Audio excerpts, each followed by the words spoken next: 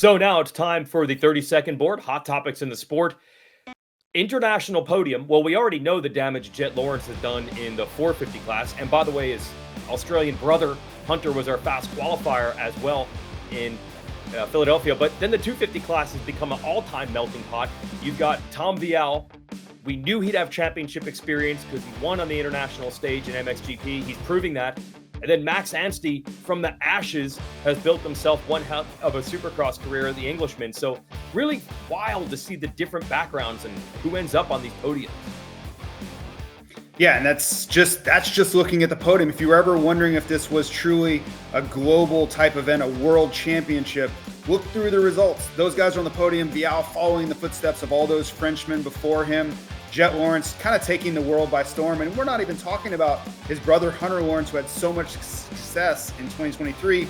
Dylan Ferrandis makes his way back to the top 10 last week too. So all through these fields, both 250 and 450, there are riders from all around this globe. And it's truly has that international vibe. And I don't see that going anywhere but higher in the future. And we have such a tradition of Australians, even South Africans, Frenchmen coming in. I feel the one thing Supercross has been missing, got to get an Englishman up on the podium. And finally, Max Anstey, probably 12 years before he started this journey as a pro, is doing that consistently on the podium. Now 2 Supercross wins in his career. He's so cool. Everybody loves to talk to the guy.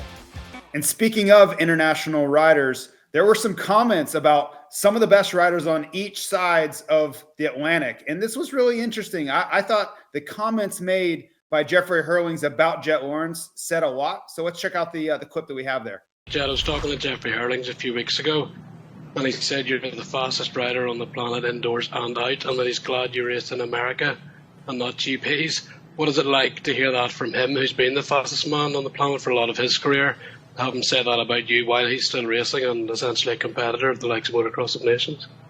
Yeah, it's definitely cool to kind of hear that out of such a kind of all-time rider like Jeffrey. I mean, he's won a lot, as you see in Europe with MXGPs and that stuff. And I mean, it's cool that he says that, but I still don't think that. I still feel like I need to earn my spot there. But I mean, there's still a lot of fast guys in this that can come out with some pretty fast raw speed. But I'll take it for him because you don't get that every day. So it's really cool to hear. For those that don't know, they don't follow MXGP, Jeffrey Herlings has about 100 Grand Prix wins. And the interview he did do with Jonathan McCready, he said he's so happy that Jett moved to America because he can't beat Jett Lawrence. He's lucky he doesn't have to race him. And you followed Jeffrey Herlings for a long time. Young Jeffrey Herlings did not lack confidence. So this means a lot for him to give this much praise to another rider. It does, and this is just game recognizing game. And to your point, yes, Jeffrey, 2018, never makes a comment like this, but you also think about where Jett and Hunter came from. They kind of cut their teeth in Europe racing EMX 250 and MX2. So I think there's a little bit of gained respect there, the path that they've gone through to get to this point, but also the best riders in the world, when they watch guys at their level, they can see it. They know it when they see it, right? You hear that comment all the time. And I don't think it's ever rung more true with Jett Lawrence. He's just special. He does things that other riders can't. And when you look at where he is in the trajectory, and it's so early for Jett to be this good, I think that's what Jeffrey recognizes. This should take a couple of years to figure things out. And it seems like he just immediately goes right to the top against whatever level of competition you put him up against. But when we talk about this 450 title, Jett trying to win it, Cooper trying to track him down, this is a different dynamic than we often see, JT. There are spoilers, such as now Jason Anderson starting to ratchet it back up, and he can steal points from either of these guys. Yeah, Anderson somehow was finding his best form again later in the season, and I had kind of written him off. He just didn't look like he was even in this championship anymore. He looked honestly disinterested, and you see the crash there with he and Cooper Webb, but that was a battle for the last podium spot. And I think Anderson was a little bit bummed that it had to be Webb, and you can't really take someone out from the outside, so it's not like it was any sort of dirty move. But the bigger point is that Anderson's riding at a really high level. We're going into 2 rounds where he should be great. The dirt composition, the altitude, and things that Anderson does well, he should be good here, and he could play spoiler. The points are so critical between those two, and he may be in the mix. And speaking of that, I alluded to it, the altitude. These next 2 rounds are incredibly challenging for both man and machine. Now, the problem is you have a lack of oxygen. What does that mean? Well, for the engine, they cannot create as much power. For that combustion engine, you need oxygen to burn, and there's simply less of it. So everybody's going to be down on power. And for the riders, the same thing, lack of oxygen. They can't breathe as well. So it's so much harder on these riders to put out the same level of effort. Who's going to shine? Will it matter at all? We don't know, but it is certainly a unique aspect to both of these final 2 rounds. Anderson used to have issues with that. I think he's figured out some medication. That's not a problem anymore. I want to ask you, JT, though, you raced Salt Lake City many times in your career. Is that something you felt physically? I'm sure you noticed it with the motorcycle.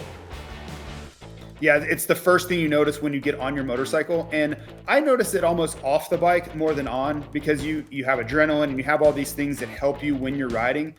Maybe when you exit the whoops, your heart rate feels a little bit higher than normally it would, but the motorcycle, you just have no power, right? So your braking points, your acceleration points are all a little bit different. You expect the bike to go when it really kind of doesn't go. You're down maybe 20% on torque and horsepower numbers. So it is a big adjustment, and I think the teams can play a massive role.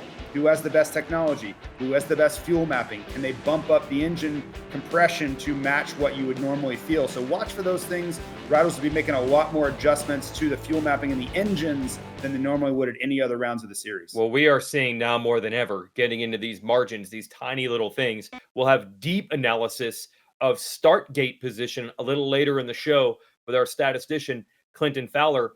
But you've noticed some shenanigans yourself down at the line. This is phenomenal reporting in our SMX Insider post-race show. Yeah, it's something that's been going on for a while, and you're going to see Cooper Webb. He just jumps right to the left of that rut, right in the talent and the skill that it took for him to execute that so cleanly. This isn't really breaking the rules. The rules state as long as you stay in the middle of that grate, and they've been policing that really hard. But Webb is such a tactician. He was able to simply use body English to move over to his left, right? Leaning, weighting the peg, getting out of that rut. And you saw the drive he got.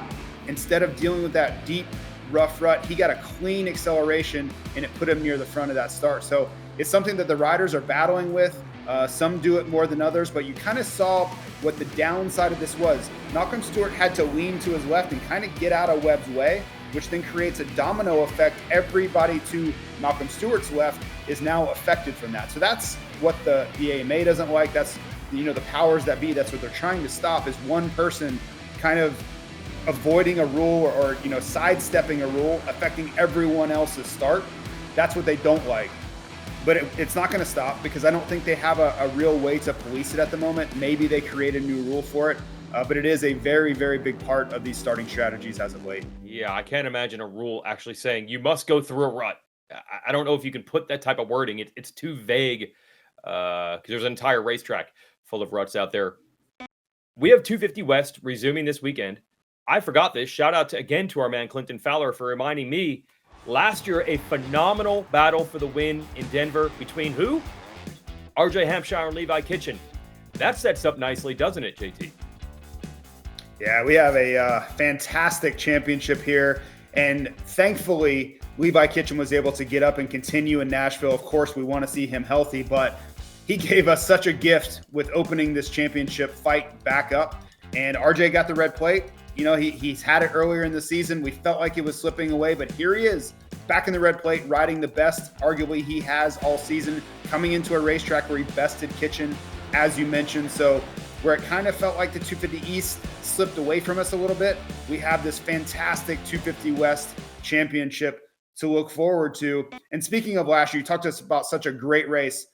This thing came unraveled last year for Eli Tomac at this very Denver venue, and he's coming back, right? I expect the crowd to go absolutely bananas when Eli Tomac hits the track here in Denver, because if you've ever been in a building and you felt like the air got sucked out of it, even an outdoor venue, which in Power Field is, that was that 450 main event last year for Eli Tomac.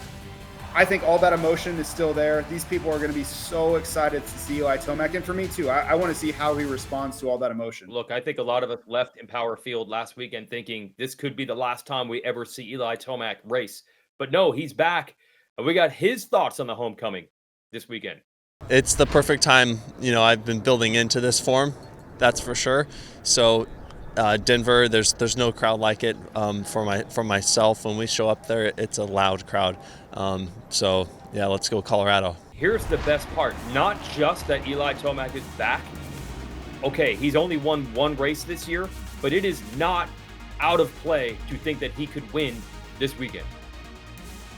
Absolutely not. Last weekend was not his best race. I think he knows that. Philadelphia didn't go as well, but you think about the form he's been on as of late, he's in the mix, he's in the fight, and I think he's got himself and the bike figured out. Everything is finally clicking again, so he's going into this race wanting to right that wrong. Championship is kind of out of the question, we know, but winning this race would mean so much to, I think, everybody around him, including himself. On Saturday, if you want to watch, race day live on Peacock and the SMX Video Pass at 1:30 Saturday afternoon. That's Eastern time, and racing at 7 Eastern Saturday evening. It is Mountain Time out in Denver, but racing is 7 Eastern. But the big thing is another NBC show. There'll be an encore airing of Denver, 4 o'clock Eastern on Sunday. So tell your friends to tune in for Supercross. Hi folks, Lee Diffie from NBC Sports here. If you truly enjoyed what you just watched, you can get more news, interviews, and highlights by subscribing to the Motorsports on NBC YouTube page. You can get it all, so go for it.